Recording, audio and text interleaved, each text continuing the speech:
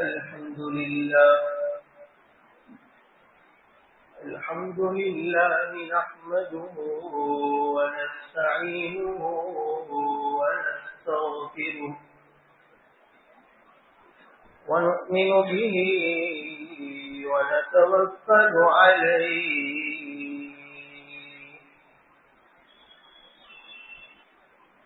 ونعوذ بالله من شرور أنفسنا ومن سيئات أعمالنا من يهده الله فلا مضل له ومن يضلل فلا هادي له ونشهد أن لا إله إلا الله وحده لا شريك له ونشهد أن سيدنا ونبينا ومولانا محمدا عبده ورسوله صلوات الله تبارك وتعالى عليه وبارك وسلم تسليما كثيرا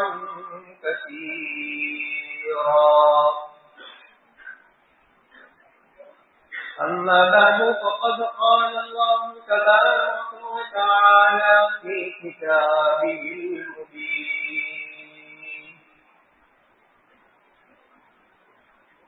إنهم كانوا يسارعون في الخيرات ويدعوننا رغبا ورهبا وكانوا لنا خاشعين.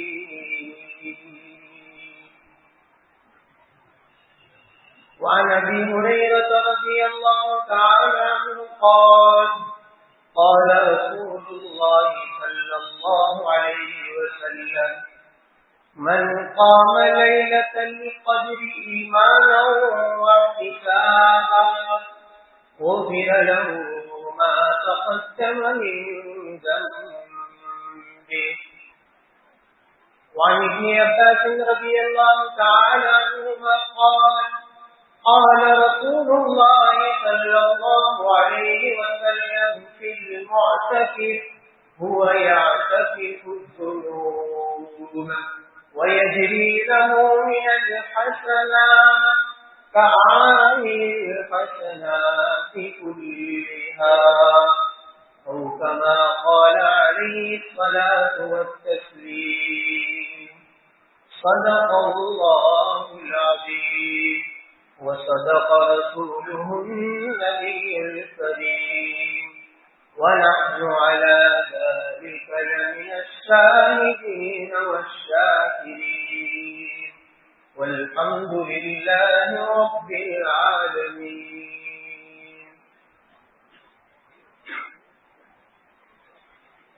بزرگان محترم،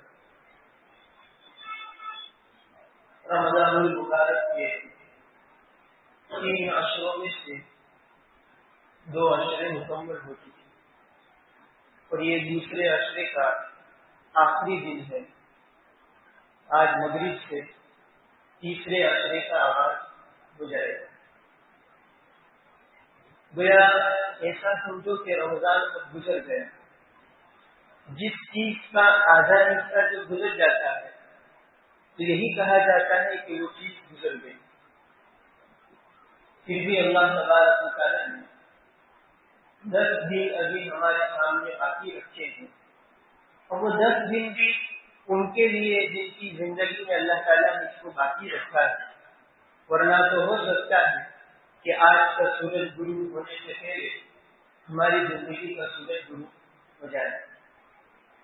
اس لیے اللہ تبارک و تعالیٰ سے دعا کرنی چاہیے کہ اللہ تبارک و تعالیٰ ابھی باقی ماندہ جینے جانے والے دنوں کی اللہ تعالیٰ قدردانی کرنے کی توفیق عطا فرمائے. رمضان المبارک کا حقیقی اشرا یہ جہنم سے آزادی کا ہے، عفو عن النار، جہنم سے خلاصی کا یہ آخری اشرا ہے۔ اس آخری اشرے میں اللہ تبارک و تعالی جہنم سے جہنمیوں کو اس قدر وسیع تعداد میں آزاد کرتے ہیں کہ جس کی کوئی تعداد بھی نہیں ہے۔ لا تعداد لوگوں کو اللہ تبارک و تعالی روئے زمین پر بھی معاف کرتے ہیں اور جہنم سے بھی ان کو آزاد کرتے ہیں۔ نبی کریم صلی اللہ تعالی علیہ وسلم کی حیات طیبہ کا اور آپ کی پاکیزہ زندگی کا اگر مطالعہ کیا جائے تو یہ بات بخودی معلوم ہوتی ہے کہ نبی کریم صلی اللہ تعالی علیہ وسلم کی ذات بابرکت رمضان کا آخری اشرا آتا تھا تو آپ کی زندگی کے اندر تبدیلی آ جاتی تھی۔ خود نبی کریم صلی اللہ تعالی علیہ وسلم کی چہیتی بیوی حضرت عائشہ صدیقہ عفیفہ طاہرہ محبوبہ، جن کو نبی کریم صلی اللہ علیہ وسلم نے موفقۃ من اللہ کہا، آپ علیہ السلام نے اپنی بیویوں میں سے جس طرح حضرت خدیجہ کبریٰ رضی اللہ تعالی عنہا کی آپ نے تعریف کی اور آپ اپنی زندگی میں ان کی تعریف کیا کرتے تھے، اسی طرح آپ علیہ السلام نے حضرت عائشہ صدیقہ رضی اللہ تعالی عنہا کی تعریف کی۔ اور کچھ روایت میں ہے آپ نے عائشہ کو موفقہ کہا کہ عائشہ کا وہ ہے جس کو اللہ کی طرف سے نیک اعمال کی اور عقل سلیم کی توفیق دی گئی۔ خود حضرت عائشہ رضی اللہ تعالی عنہا فرماتی ہیں اذا دخل العشر الاخر من رمضان، کہ جب رمضان المبارک کا آخری اشرا آ جاتا تو نبی کریم صلی اللہ علیہ وسلم 3 کام کیا کرتے تھے۔ جب رمضان کا آخری اشرا آتا تھا تو نبی کریم صلی اللہ علیہ وسلم 3 کام کرتے تھے۔ پہلا کام شد مئزرہ، اپنی کمر کو کس لیتے تھے، اپنی لنگوٹ کو مضبوط باندھ لیتے تھے۔ دوسرا احیا لیلہ، راتوں کو زندہ کرتے تھے، عبادتوں سے مزین کرتے تھے، عبادتوں سے آراستہ کرتے تھے۔ اور تیسرا کام وَأَيْقَظَ أَهْلَهُ، اپنے گھر والوں کو جگایا کرتے تھے، بیدار کیا کرتے تھے۔ پہلا کام اشد مئزرہ، اس کا بنیادی طور پر مطلب یہ ہے آپ عبادت کے لیے مستعد ہو جاتے تھے، طاقت چوبل ہو جاتے تھے، تیار ہو جاتے تھے، گویا آپ کی زندگی میں ایک عجیب و غریب انقلاب برپا ہو جاتا ہے جب رمضان کا آخری اشرا آتا ہے۔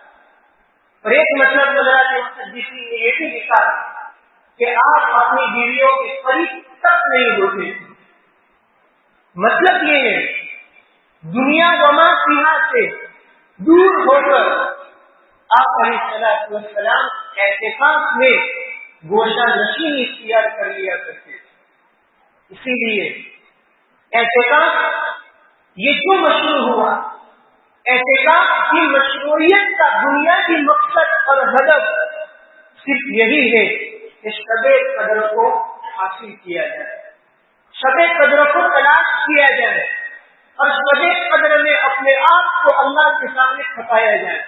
اسی لیے روایت میں آتا ہے آپ نے سب سے پہلے رمضان کے شروع کے 10 دن کا اعتکاف کیا، آپ کو شب قدر نہ ملی، پھر آپ نے دوسرے اشرے کا اعتکاف کیا، وہی بھی آپ نے شب قدر کو نہ پایا، پھر آپ نے آخری اشرے کا اعتکاف کیا، اس میں آپ نے شب قدر کو پایا اور من جانب اللہ آپ کے قلب بابرکت پر یہ وحی آئی کہ اب سے آپ رمضان کے آخری اشرے کا اعتکاف کیا کریں اور اس میں بھی اس کی 7 راتوں میں آپ شب قدر کو تلاش کیا کریں۔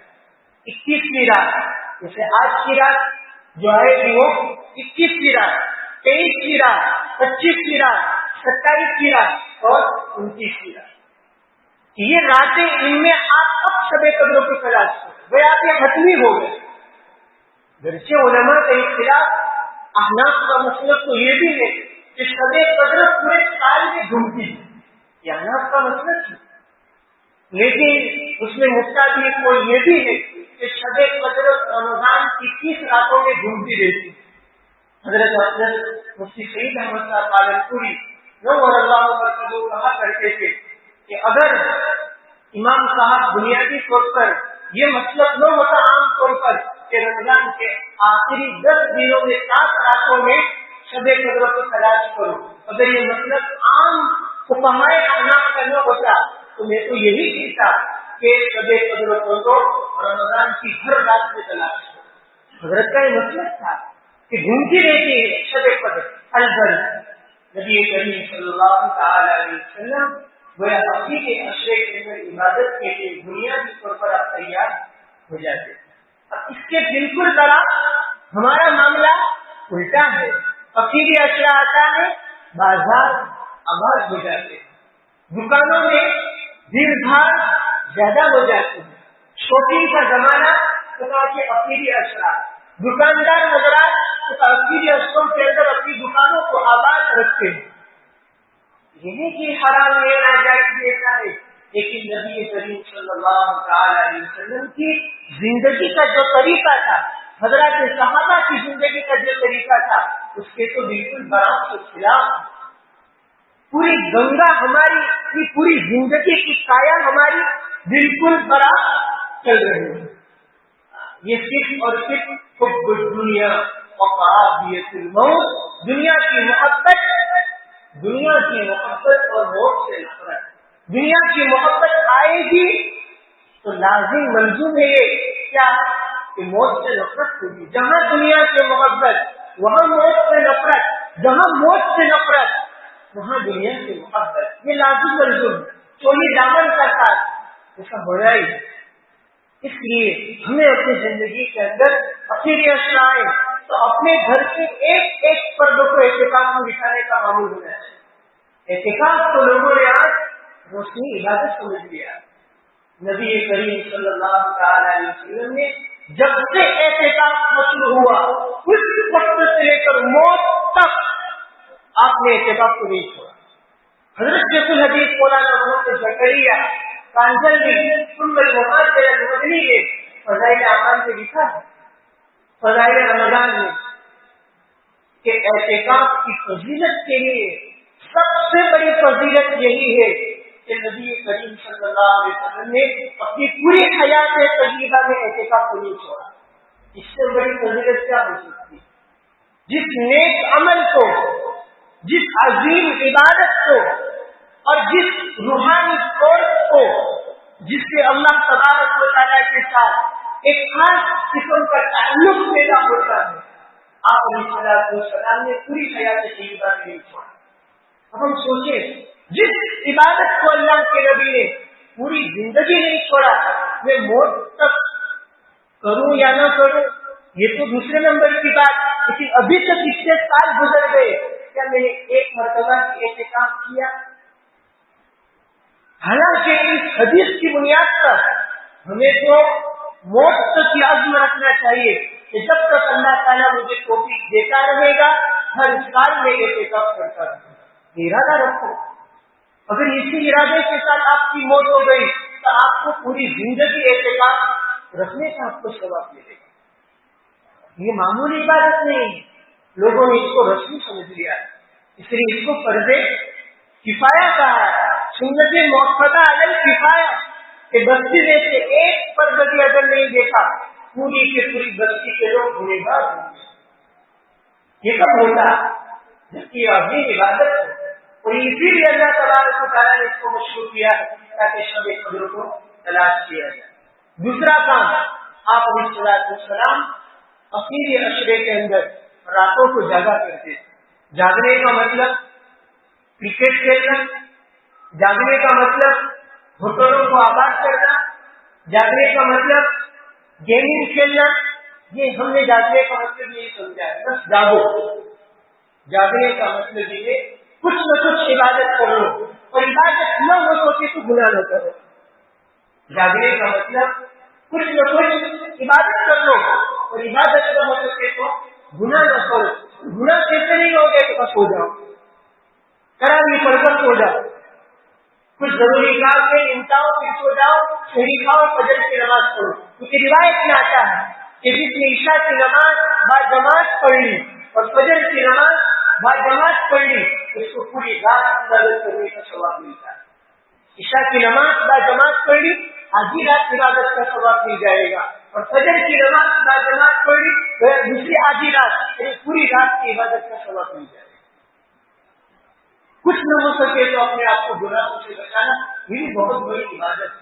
آپ علیہ السلام رمضان کے اخیر اشرے میں جاگا کرتے ہیں، عبادت کے ساتھ، اللہ کی یاد کے ساتھ، قرآن کریم کی تلاوت کے ساتھ، اور اپنے خاص قسم کے ذکر کے ساتھ جس کو اللہ اس کا رسول ہی جانتا ہے. اور تیسرا کام آپ علیہ السلام اپنے گھر والوں کو جگایا کرتے تھے. وہ اپنی بیویوں کو پابند کیا کرتے تھے کہ رمضان کی اخیری 7 راتوں میں اللہ کے ساتھ اپنے تعلق کو مضبوط کرو. اسی لیے حضرت عائشہ صدیقہ رضی اللہ تعالیٰ عنہا سے جب کہا گیا کہ رمضان میں ایک رات ایسی ہے جو 1000 مہینوں سے بہتر ہے، یا 1000 مہینے سے افضل بہتر ہے. 1000 مہینے یعنی 83 سال 4 مہینے عبادت آدمی کرے. انسان کی اتنی عام طور پر عمر بھی نہیں ہوتی، کیونکہ روایت میں آتا ہے اعمال امتی ما بین 60 الی 70، میری امت کی عمر عام طور پر 60 سے 70 کے درمیان. عام طور پر امت کا کوئی فرد زیادہ سے زیادہ جیے گا تو 60 سے 70. گویا ایک اعتبار سے اللہ کے نبی صلی اللہ علیہ وسلم نے اس امت کے لوگوں کو اجمالی طور پر موت کا وقت بھی بتا دیا ہے کہ 60 اور 70 سال، جب 60 سال کی دہلیز پر اپنے قدم کو رکھ دیا تب تک موت آ جائے اس کا کوئی بھروسہ ہے. اذا جاء اجلهم لا يستأخرون ساعة ولا يستقدمون. جب موت آئے گی تو ایک گھڑی نہ آگے ہو سکے گی اور ایک گھڑی نہ پیچھے ہو سکے گی. اسی لیے حضرت عائشہ رضی اللہ تعالیٰ عنہا نے نبی کریم صلی اللہ علیہ وسلم سے پوچھا کہ جب میں شب قدر کو پالوں تو کیا مانگوں؟ بڑا عجیب سوال کیا. پوری امت کے لیے ایک عجیب اور بڑی روایت دستیاب ہو گئی اور ایک عظیم عمل ہمیں مل گیا کہ شب قدر میں کیا کیا جائے، یہ کیا مانگوں؟ آپ علیہ السلام نے حضرت عائشہ سے فرمایا کہ جب تم شب قدر کو پالو تو اللہ سے اس کی معافی کو مانگا کرو، اللہ سے اپنے گناہوں کی معافی کو، اور اس کے خزانے میں سے جو معافی ہے وہ معافی کا کچھ حصہ ہمیں بھی عطا کرنا. جسے کہ آپ علیہ السلام نے حضرت عائشہ کو دعا دکھلائی اللہم انک عفو، اور ایک روایت میں قریب تحب العفو فاعف عنی. اللہم انک عفو، عفو یہ اس میں مبالغہ کا سیکھا. عربی دان جو اہل زبان میں اہل لسان میں جو عالم ہے وہ جانتے ہیں کہ عفو یہ اس میں مبالغہ کا سیکھا. مطلب اے اللہ تو بہت زیادہ معاف کرنے والا ہے، تیری معافی کا کوئی کنارہ نہیں ہے، تیری معافی کا کوئی کنارہ نہیں. اللہم انک عفو، اے اللہ تو بہت زیادہ معاف کرنے والا ہے. کریم، تو دینے والا ہے، شریف ہے، تیری سخاوت کا کوئی کنارہ نہیں. اللہم انک عفو کریم تحب العفو، اور تو کو معاف کرنے کو پسند کرتا ہے، تو تو بہانہ ڈھونڈتا ہے بندوں کو معاف کرنے کا. یہ سب بہانے ہیں. رمضان کا مہینہ، شب قدر کا مل جانا، اعتکاف کی توفیق کا مل جانا، روزے کی توفیق کا مل جانا، تراویح کی توفیق کا مل جانا، یہ سب جو عبادتیں ہیں اللہ تبارک و تعالیٰ نے اسی لیے رکھی ہے کہ رمضان کا مہینہ جب گزر جائے تو روئے زمین پر ایک مسلمان بھی ایسا باقی نہ رہے جس کی مغفرت نہ ہوئی، جس کی مغفرت نہ ہوئی. اس لیے آپ نے فضائل رمضان میں روایت پڑھی ہوگی، آپ ممبر کی 3 دنوں پر آپ پڑھتے، جب رمضان جاتا ہے تو وہ روایت یاد آتی ہے اور ایک ڈر کی کیفیت پیدا ہو جاتی ہے. جیسے آپ علیہ السلام نے آمین آمین آمین کہا، صحابہ نے پوچھا یہ عجیب و غریب معاملہ ہے، اس سے پہلے کبھی ہم نے یہ نہیں سنا. اس وقت آپ علیہ السلام نے یہ بھی بات کہی تھی کہ اللہ تبارک و تعالیٰ نے یہ کہا جس نے رمضان کا مہینہ پایا اور اپنی مغفرت کا کروائی، اللہ تعالیٰ فرماتے ہیں کہ اس پر لعنت ہو، وہ برباد ہو جائے. تو میں نے کیا کہا، میں نے اس پر حضرت جبرائیل نے اس پر آمین کہا، اور حضرت جبرائیل بھی آمین کہہ رہے تھے اور آپ علیہ السلام بھی آمین کہہ رہے تھے اور اللہ کے نبی بددعا بھی دے رہے. اس روایت کا جو مضمون ہے اسے پتا چلتا ہے اللہ تبارک و تعالیٰ نے اللہ کے نبی کے دل پر یہ بات ڈالی کہ آپ یہ کہو کہ جس نے رمضان کا مہینہ پایا اور اس نے اپنے گناہوں کی مغفرت نہ کروائی کہ وہ برباد ہو جائے، اس پر لعنت ہو. لعنت کا مطلب یہ ہے ہر خیر سے اس کو محروم کر دیا جائے.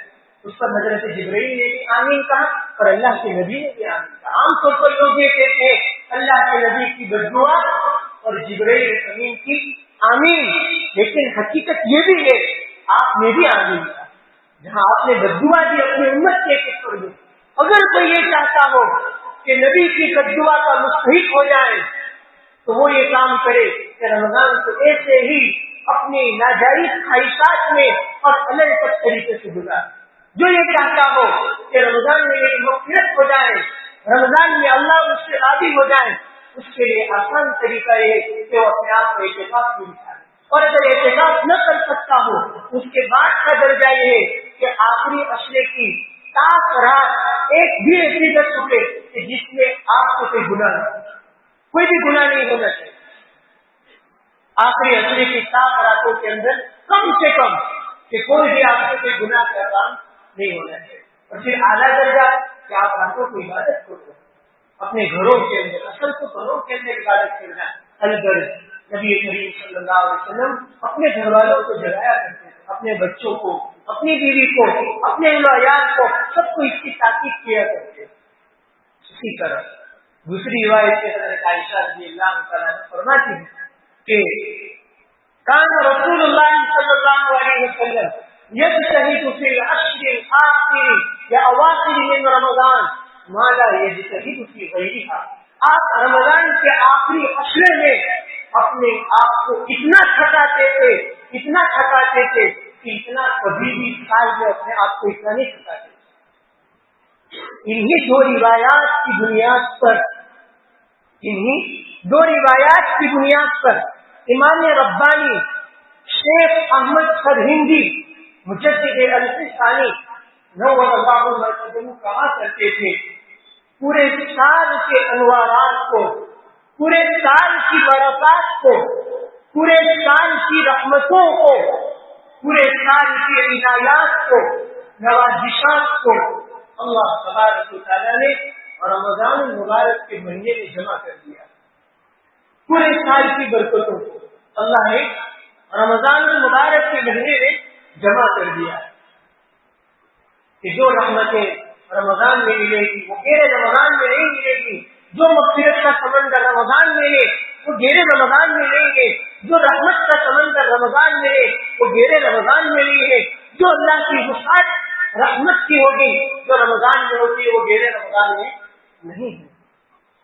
اور پھر پورے کے پورے رمضان کی برکتوں کو، پورے رمضان کی رحمتوں کو، پورے رمضان کی عنایتوں کو آخری عشرے میں جمع کر دیا. پورے سال کی رحمت کو رمضان میں اور رمضان کی رحمت کو آخری عشرے میں اور آخری عشرے کی رحمتوں کو اس کی 7 راتوں کے اندر اللہ تعالیٰ نے ڈال دیا. وہ جس نے آخری عشرے کی قدر کی اس نے رمضان کی قدر کی، جس نے رمضان کی قدر کی اس نے پورے سال کی قدر کی، اور جس نے پوری سال کی قدر کی اللہ اس کی قدر کرے گا، اللہ اس کی قدر کرے گا. اسی لیے حضرت مولانا محمود اسماعیل آبادی دامت برکاتہ العالیہ کہا کرتے تھے جس نے شب قدر کی قدر کر لی وہ صاحب قدر بن جاتا ہے، وہ عزت والا بن جاتا ہے. اعتکاف کی فضائل بے شمار. الگر میرا مضمون وہ تو پورا نہیں گیا کہ قرآن کریم میں مستقل اللہ تبارک و تعالیٰ نے شب قدر کی فضیلت پر ایک مستقل صورت کو اتارا، انا انزلناہ فی لیلۃ القدر، کہ ہم نے قرآن کریم کو لیلۃ القدر میں اتارا۔ اب کیسے اتارا یہ سب میں پہلے کچھ آپ کو بیان کر چکا۔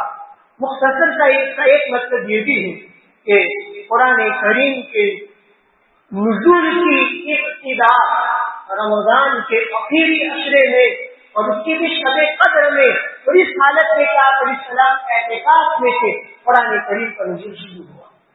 قرآن کریم کا سب سے پہلا نزول رمضان کے آخری عشرے میں اور اس کی بھی سات رات میں، اور اس وقت جبکہ آپ علیہ السلام حالت اعتکاف میں تھے، اس وقت قرآن کریم کا نزول ہوا۔ وہ شب قدر کی فضیلت کے لیے ایک بات یہ بھی ہے کہ اس میں قرآن کریم کے نزول کی ابتدا انا انزلناہ فی لیلۃ القدر وما ادراک ما لیلۃ القدر۔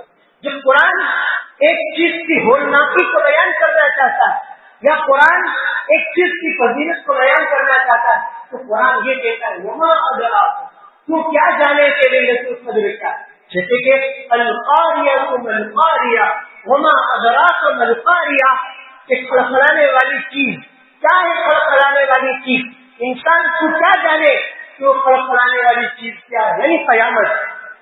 وہاں اللہ تعالیٰ نے قیامت کی خوفناکی کو بیان کیا، اسی طرح یہاں پر اللہ تبارک و تعالیٰ نے شب قدر کی فضیلت کو بیان کیا۔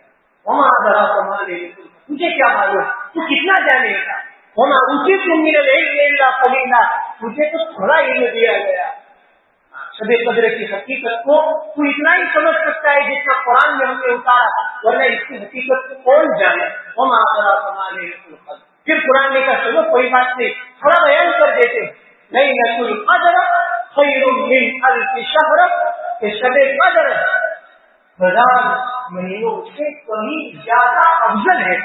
قرآن نے یہ نہیں کہا کہ ایک رات میں عبادت کرنا یہ 1000 مہینے کے برابر ہے، بلکہ قرآن نے کہا خیر، کہیں زیادہ افضل ہے۔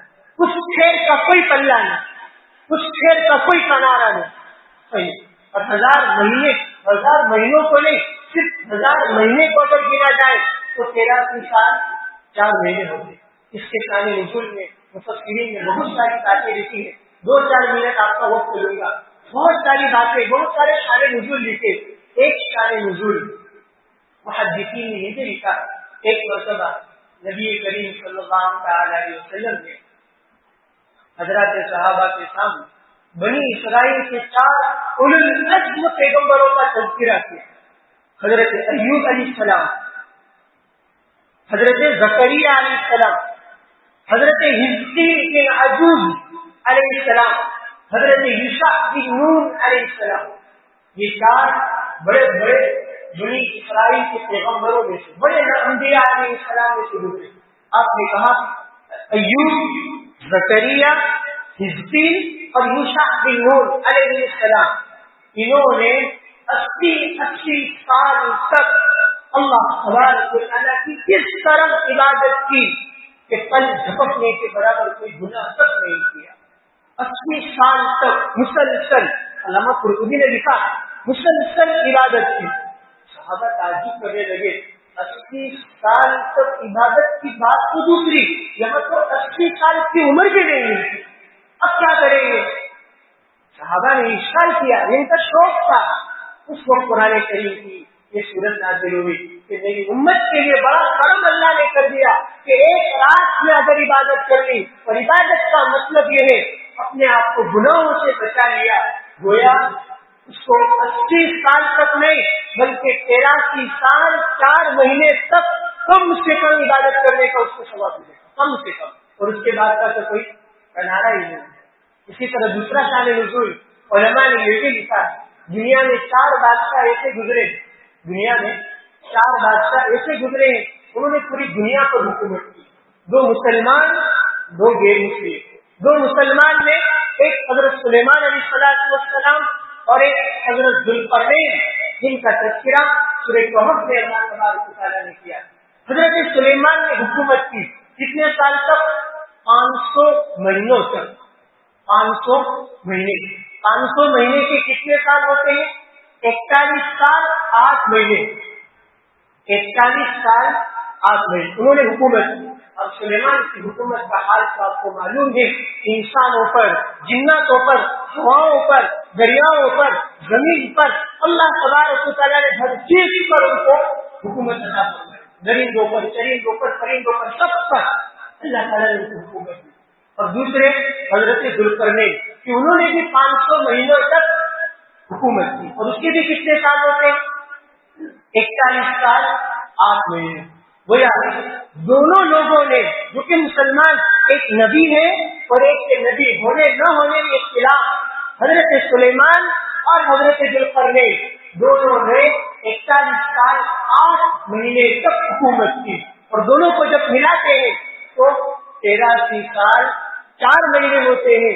मतलब ये है, अगर कोई शबे कद्र में इबादत करेगा, वो इबादत करना सल्तनत सुलेमानी और सल्तनत जुल्करनैन से भी अफजल है।